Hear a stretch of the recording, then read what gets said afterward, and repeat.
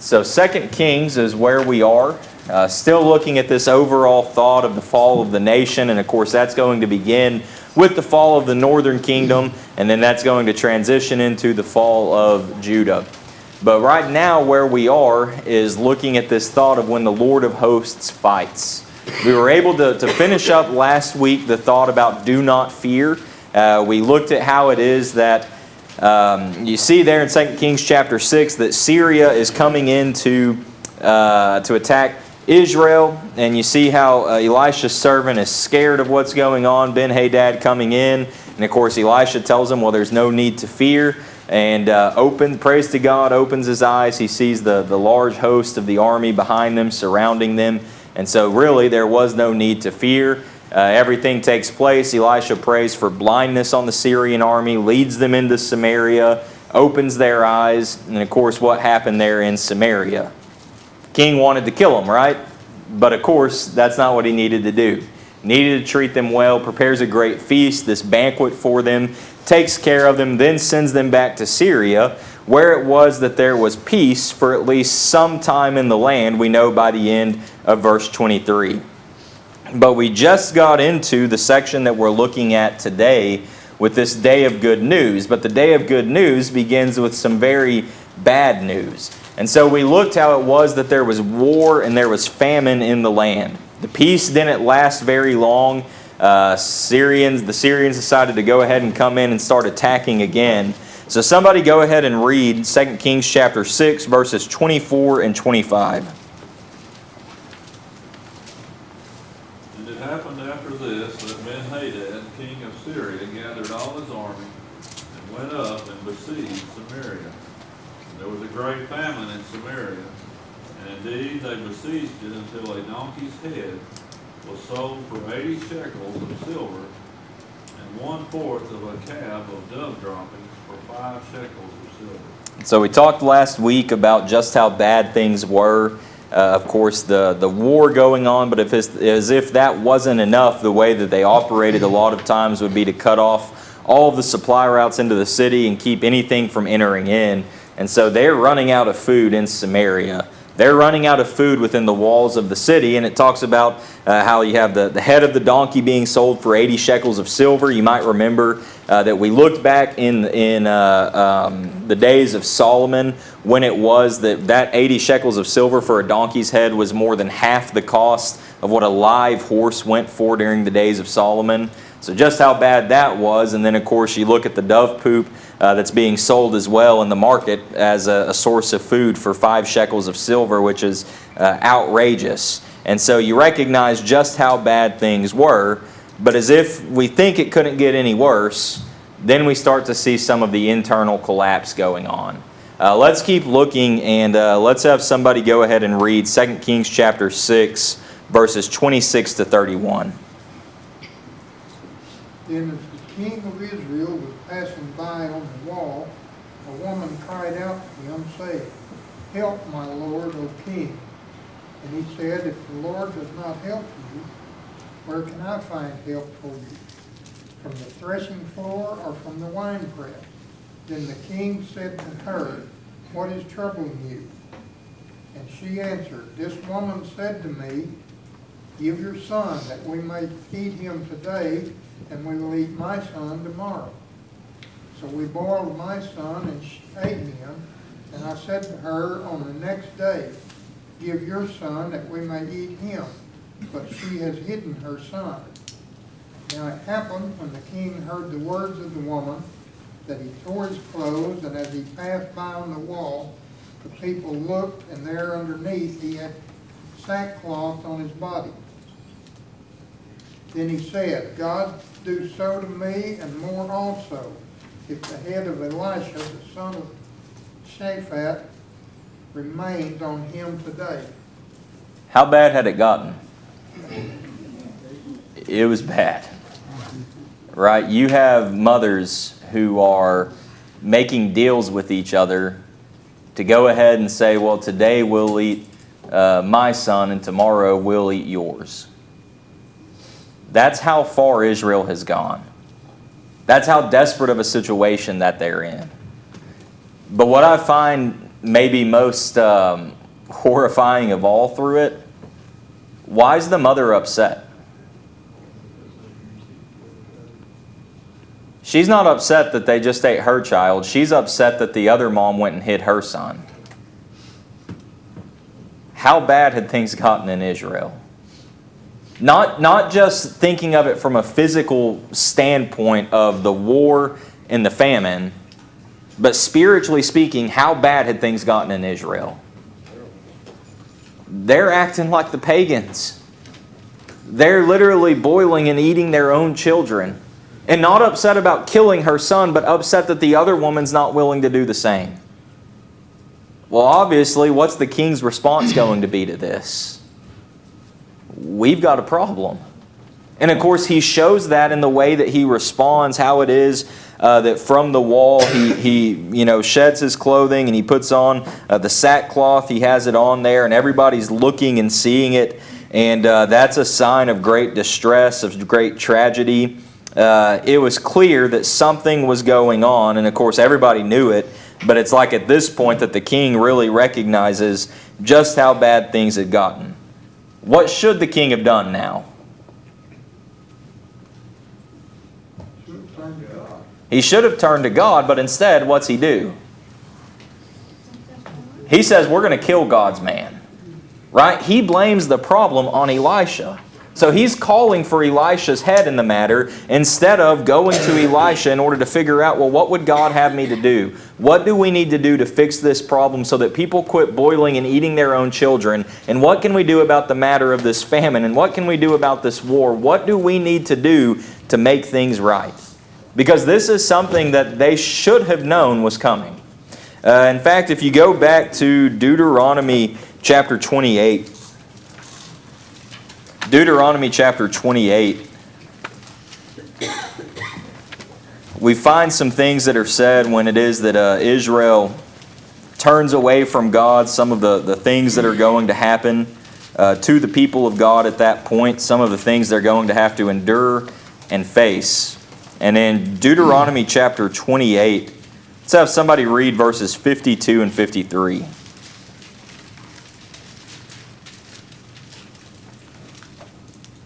They shall besiege you at all your gates until your high and fortified walls, in which you trust, come down throughout all your land.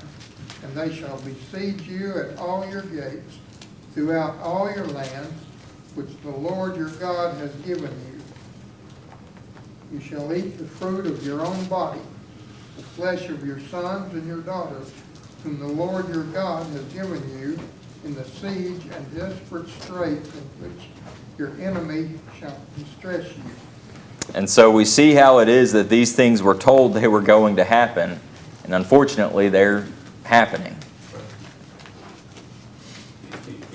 Just in this right here, it shows you how depraved Israel had become in that they were eating their own children. That's how far from God they were, because what God-fearing mother would not sacrifice herself for her children than reach that point? I mean, they're so far removed. Mm-hmm. Yeah, I mean, it's hard to fathom how they could do this. And even just thinking about all of the promises that had been made to them throughout all of their history. And I don't know, exactly what tribe these particular women would have been from at this point. But you think about promises that were made even all the way back in the garden about what would come through the seed of woman. And so you have these promises along the way that, they would maybe have to think, well, who knows, maybe someday the Messiah would come from our bloodline, yet they're willing to turn around and end their bloodline. That's a scary thing. And you think about, well, we would never reach a situation like this. And I would hope that we wouldn't. But how long of a process did it take for Israel to reach this point? One day after the next, after the next, after the next, after the next. And slowly, they continually quit turning to God and started doing everything the people around them were doing. And whenever you're no longer turning to God and that no longer is who you go to, then when hard times come, you're not going to turn to Him in the hard times either. And then what are you going to do? You're going to start trying to handle it like everybody else who's not turning to God. And if you're dealing with hunger and you're dealing with this terrible situation and you can't even afford to buy dove poop at the market, well, what's the next thing you might start thinking? Right? There's been a history of these types of things that have happened throughout really every nation and every point at different times in history. It's hard to fathom and it's hard to think of, but unfortunately it can take place. And so what we need to do is be able to look and say, okay, how did they reach this point? So that if we ever find ourselves in a bad situation with this terrible famine and all these uncertainties going on, what do we need to do to make sure that we don't act like them? Right? What we need to do is turn to God in the matter. But if even the head of the nation, if the king of the nation at that time wasn't willing to do so, that just of course shows where the rest of the people are going to be and what they're going to look to do as well. And so we see how it is again in verse 31, how the king is calling for Elisha's head. And that's what he's going to set out to do, is to go and to get Elisha. But through all of this, we're going to see the way that Elisha trusts in God. Let's have somebody go ahead and read from 2 Kings 6, verse 32. Go ahead and read through chapter 7 and verse 2. But Elisha was sitting in his house, and the elders were sitting with him. And the king sent a man ahead of him, but before the messenger came to him, he said to the elders, "Do you see how the son of a murderer has sent someone to take away my head? Look, when the messenger comes, shut the door and hold him fast at the door. Is not to the sound of his master's feet behind him?" And while he was still talking with them, there was a messenger coming down to him. And then the king said, "Surely this calamity is from the Lord. Why should I wait for the Lord any longer?" Then Elisha said, "Hear the word of the Lord. Thus says the Lord. Tomorrow, about this time, a seah of fine flour shall be sold for a shekel, and 2 shades of barley for a shekel, at the gate of Samaria." So an officer on whose hand the king leaned answered the man of God and said, "Look, if the Lord would make windows in heaven, could this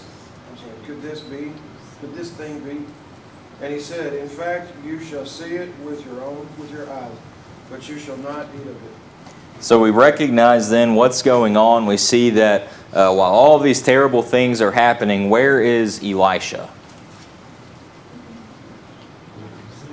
Elisha's in his house with the elders who are sitting there with him.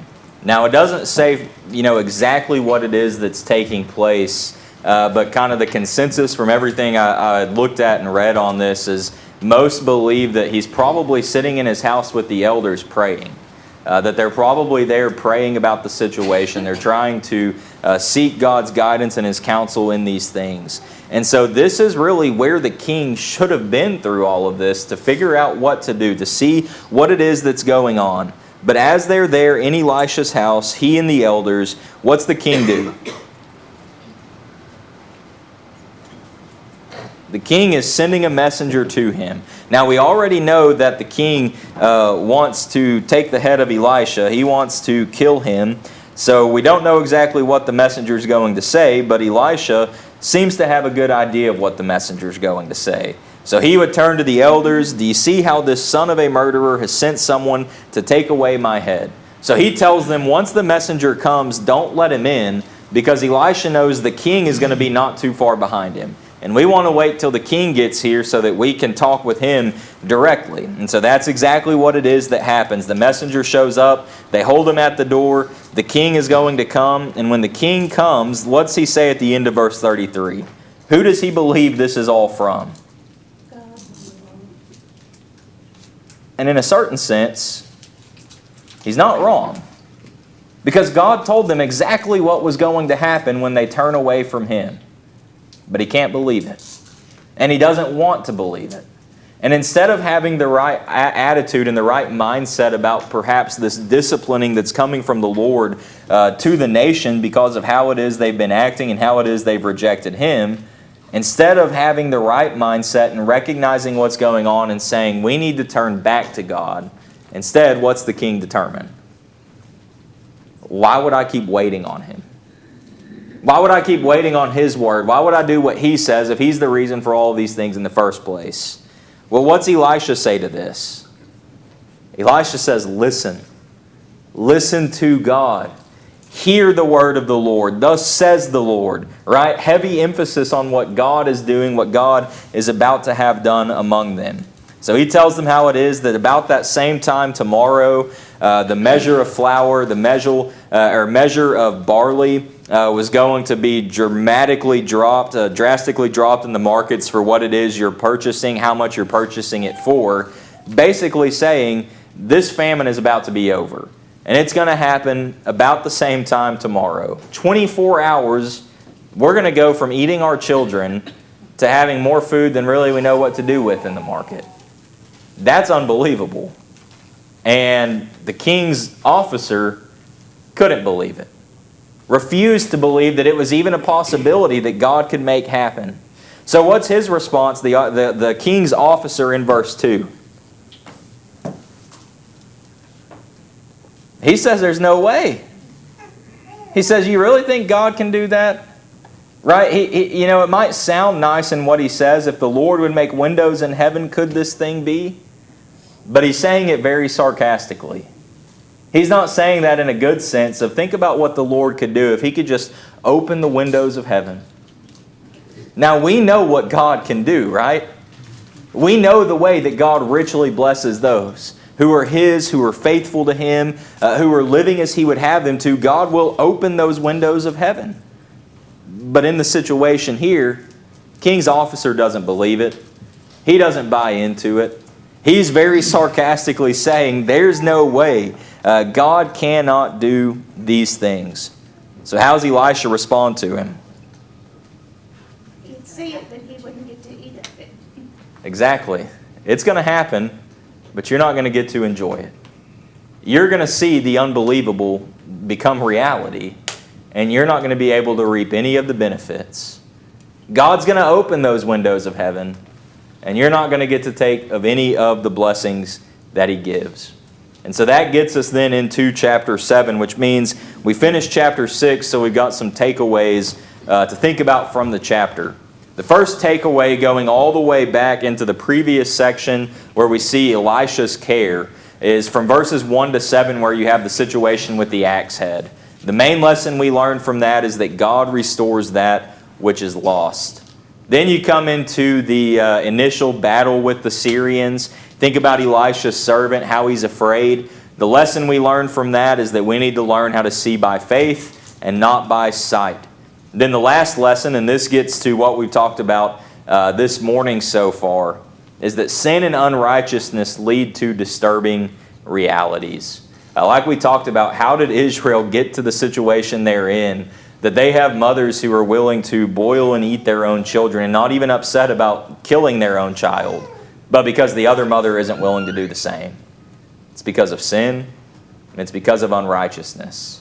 And it's not something that happens just overnight, but it's a continual progression that you get to that point, that your entire moral compass changes, that you're no longer being guided in your morals and in your morality and your decision-making by the Word of God and by God Himself, but instead you're doing it just based on what you think has to be right, what you feel has to be right, and you're doing everything you can for you without any regard to anybody else in the situation. That's how we find ourselves dealing with disturbing realities. It was true back then, and it's true still today.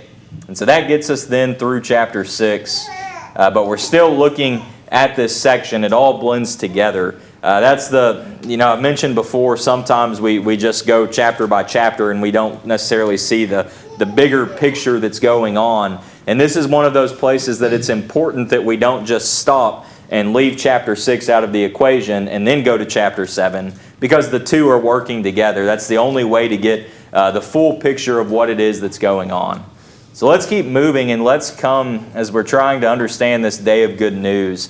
And let's look at these unlikely heralds from chapter 7, verses 3 down through verse 11. But rather than reading that whole section, let's just have someone right now read 2 Kings chapter 7, verses 3 and 4. Now there were 4 leprous men at the entrance of the gate, and they said to one another, "Why are we sitting here until we die? If we say we will enter the city, the famine is in the city, and we shall die. But if we sit here, we shall die. Now therefore come, let us surrender to the army of the Syrians. If they keep us alive, we shall live. And if they kill us, we shall only die." What's going on? The best scenario is to turn themselves over. Yeah, they're just trying to figure out, what do we need to do? What's the problem that's going on in the land right now? You have famine, and what else? War. What's the specific problem now that these 4 men have? They have leprosy. So now, in the midst of famine and in the midst of war, because of their leprosy, where can they not be? In the city. They can't be inside the protection of the city walls and the city gates. So if the Syrians are going to come in and attack, who's the first people they're going to take out? These 4 men sitting outside of the walls of the city without protection, without the army to be there to protect and to defend them. They recognize this. So, they don't have protection through the war. They don't have access to any food because no food's getting to the city, and whatever food is there, they're not going to give it to the sick people sitting outside the gate. Right? All that's going to go to the people inside, but we've already seen there's really not that much food to begin with anyway. So they're sitting here trying to figure out, what are we going to do? If we go into the city, well, even if they let us stay there, we're going to end up dying because of the famine. If we just stay out here outside the walls, and if we just sit here, what's going to happen? We're going to die. So why don't we maybe try to go to our enemies, and we can go to the Syrian camp, and if they kill us, well, we were already going to die sitting outside of the gate, and we were already going to die if we entered into Samaria. So if they kill us, they kill us. But if not, guess what? We can live. They can give us some food, they can give us what we need, and we can be able to continue to live, and we will survive. They're weighing out all of the options that they have, and they determine what it is they need to do, and so they are going to do it. Somebody read now 2 Kings chapter 7, verses 5 through 8. It rose at twilight to go to the camp of the Syrians, and when they had come to the outer skirts of the Syrian camp, to their surprise no one was there. For the Lord had caused the army of the Syrians to hear the noise of chariots, and the noise of horses, and the noise of a great army. So they said to one another, "Look, the king of Syria has hired against us the kings of the Hittites, the kings of the Egyptians to attack us." Therefore they arose and fled at twilight, and left the camp intact, their tents, their horses, and their donkeys, and they fled for their lives. And when the lepers came to the outskirts of the camp, they went into one tent and ate and drank, and carried from it silver and gold and clothing, and went and hid them. Then they came back and entered another tent, and carried some from there also, and went and hid it. And through verse 8. Thank you. And so we see what it is that happens once these 4 leprous men get up from where it is they were sitting, and they enter into the camp of the Syrians. And when they come to the camp of the Syrians, what do they find? There's nobody there. But even though there's nobody there, what is there? Everything is there. All of their weapons and all of their clothes and all of their gold and their silver and anything that had any value. And then beyond that, all of their food is still there. That's a nice thing to happen upon, right? Well, how is it that they happened upon this? What had taken place? Look at verse 6. God did it. For the Lord caused them to hear the noise of all of these armies. making them believe, oh no, the Israelites have gone to the south and they've got the Egyptians, and then they've also gone up north and they've got the Hittites, and now they're coming at us from all directions and we don't stand a chance. And so they all run and they get out of the camp, leaving everything behind. I wonder what that sounded like for them to be so scared that they leave literally everything in the camp. And we're going to get another picture of what it is that this looked like once we get into the next section with what the king's men found even beyond the camp back toward the Jordan. But you just think about what it is that's been going through the minds of these 4 leprous men and the uncertainty I'm sure that they're facing as they get up from where they were, and they're probably in an extremely weakened physical state right now because of a great lack of food. And they go into the Syrian camp. And in my mind, I just picture that it's almost like the table's already set and the food is already laid out and it's still hot. And then they realized the ovens were actually on and there was like good food in the oven still that they could pull out and they could eat.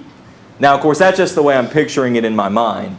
But we recognize, based on what we read, that there were all of these things that were there that were ready for them to take and to eat. And they're going into this tent and they find all these things and they hide it. And they go to the next tent and they hide it.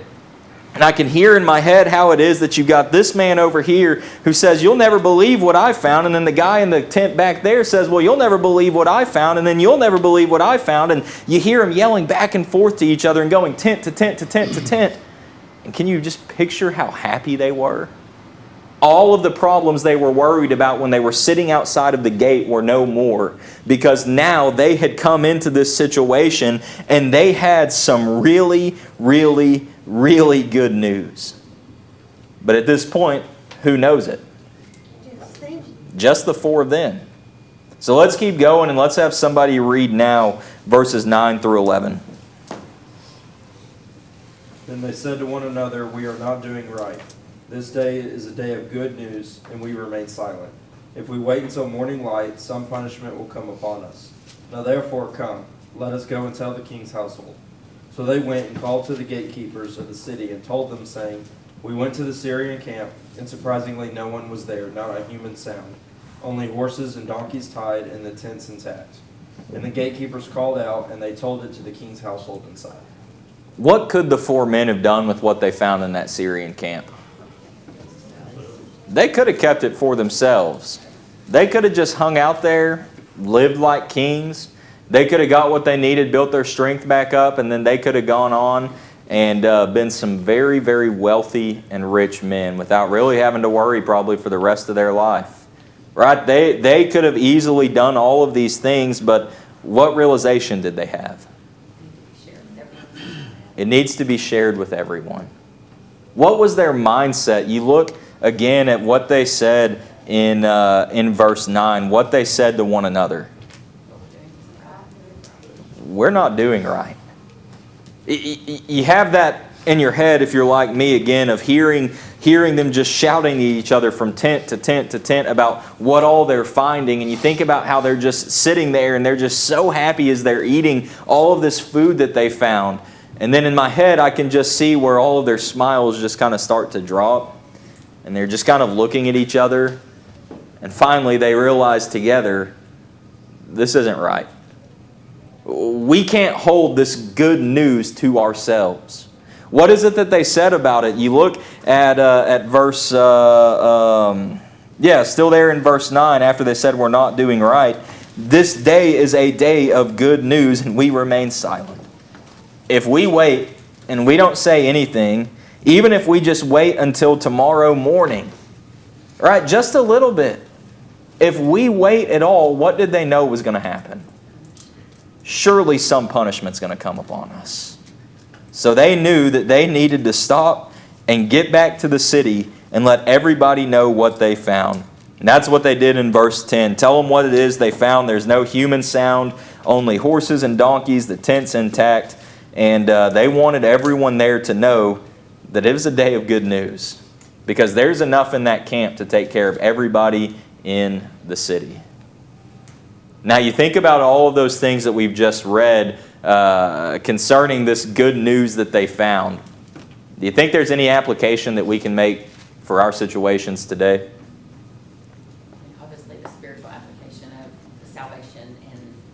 spreading the good news, spreading the gospel. We have nothing before we obey the gospel. We have no hope. We have nothing.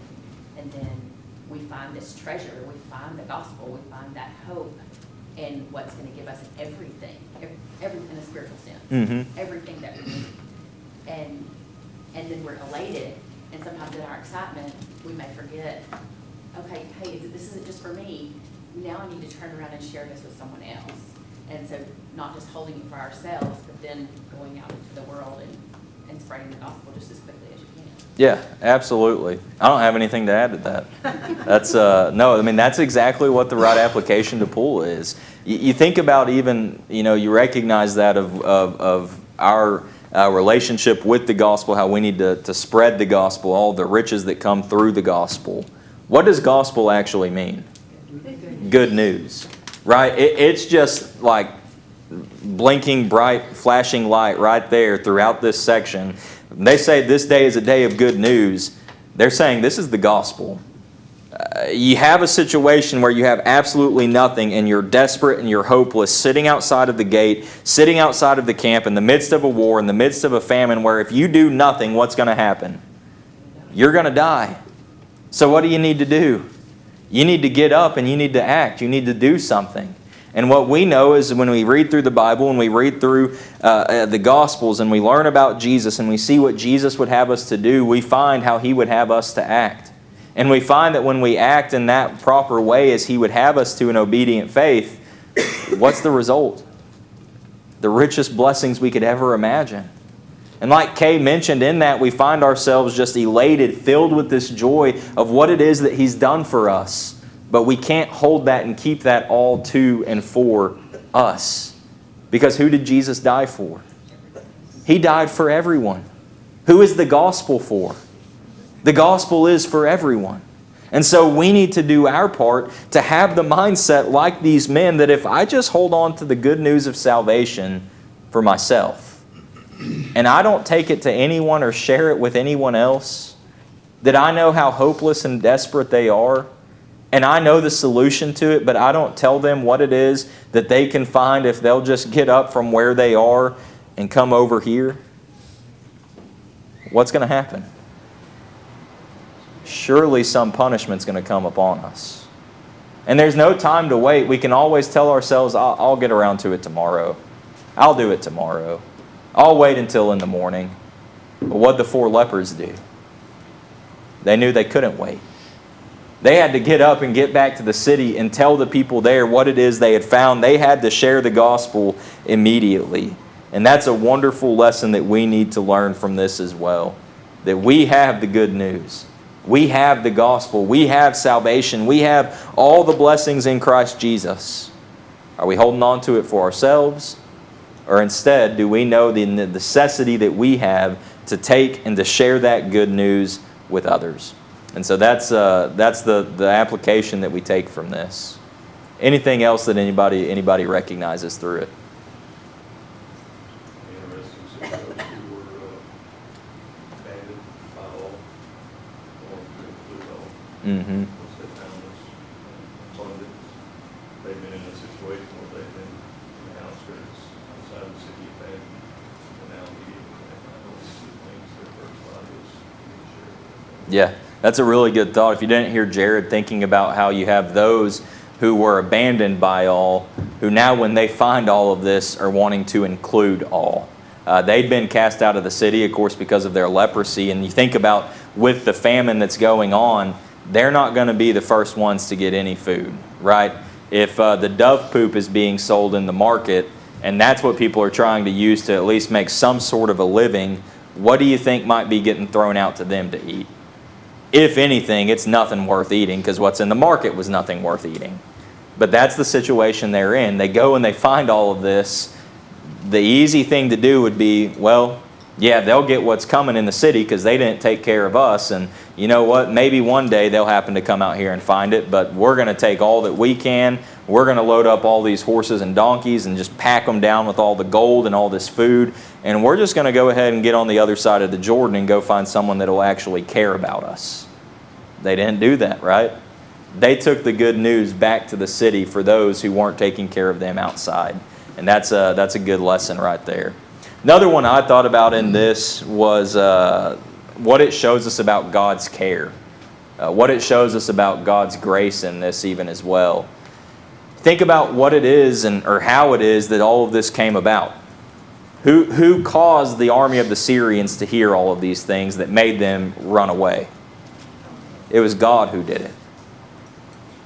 How is it that the lepers come into the camp and find all of these riches and all of these things and all of this food? I mean, enough food to be able to drastically drop the prices in the market that we're going to see Elisha talked about comes to fruition here in just a moment.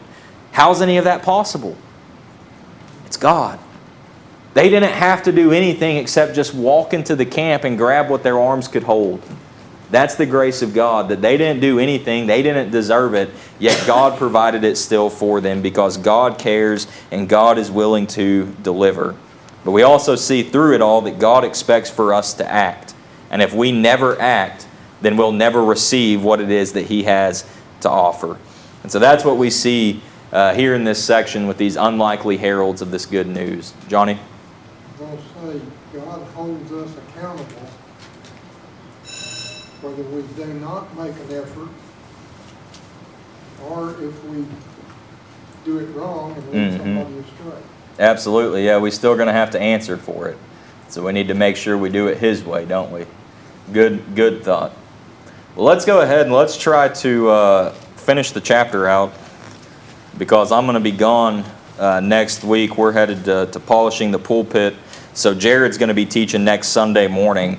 So rather than getting close to finishing and then having a week off and then trying to get all this back in our heads, let's just try to push through and get to the end of chapter 7. I think we can do it. Because what we're going to find through the remainder of this chapter is all of these things coming to pass. But it's going to begin with the king's skepticism. Read with me, if you would, verses 12 to 14. So the king arose in the night and said to his servants, "Let me now tell you what the Syrians have done to us. They know that we're hungry, and they have gone out of the camp to hide themselves in the field, saying, when they come out of the city, we'll catch them alive and get into the city." And one of his servants answered and said, "Please let several men take 5 of the remaining horses which are left in the city. Look, they may either become like all the multitude of Israel that are left in it, or indeed I say they may become like all the multitude of Israel left from those who are consumed. So let us send them and see." Therefore they took 2 chariots with horses, and the king sent them in the direction of the Syrian army, saying, "Go and see." So the king's first response when he hears of what it is that the lepers have found, he says there's no way. The Syrians have just gone outside of the camp and they've done this to lure those lepers in, and they've sent them back to us because they probably cut some deal with them. And as soon as we all flood out of the city, what's going to happen? They're going to jump out and ambush us and we're going to be killed. But thankfully, some of the king's men said, well, if we do that, we're going to die. If we stay here, we're going to die. So at least let's just send a few men out and let's just see and let's just figure out if maybe, just maybe, it's true. And thankfully for them it was. Read with me now verses 15 and 16. And they went after them to the Jordan, and indeed all the road was full of garments and weapons which the Syrians had thrown away in their haste. So the messengers returned and told the king. Then the people went out and plundered the tents of the Syrians. So a seah of fine flour was sold for a shekel, and 2 seahs of barley for a shekel, according to the word of the Lord. So these men, they go to the camp of the Syrians and they find, well, no one's here. And then they go beyond the camp of the Syrians, and as they're headed down the road to the Jordan, what do they see? They see clothes and weapons everywhere. Right? The picture in my head is that as the army of the Syrians has left their camp, it's not just that they left everything in the camp, but as they're running out of the camp, they're literally taking everything off of them because they want to make sure they're faster than the guy next to them so that the army can get the guy behind them instead of actually get them. And so you just see all of these clothes and all of these weapons just strewn all over the road, and it's a clear sign they're not here anymore. Something or someone caused them to leave, and who's that someone? It's God. And as a result, the people from Samaria, you can imagine, were pretty quickly getting out of Samaria and going to the camp of the Syrians because what were they about to find? food and clothing and riches and all of these wonderful things, so that according to the word of the Lord, what happened? Exactly what Elisha said would happen. Right? The key through all of this is the end of verse 16, according to the word of the Lord. But it's not over, because what was said was going to happen at the start of chapter 7. What's happening to the king's officer who said, there's no way God can do it? He's about to find out God can and God will. So let's keep reading, beginning in verse 17.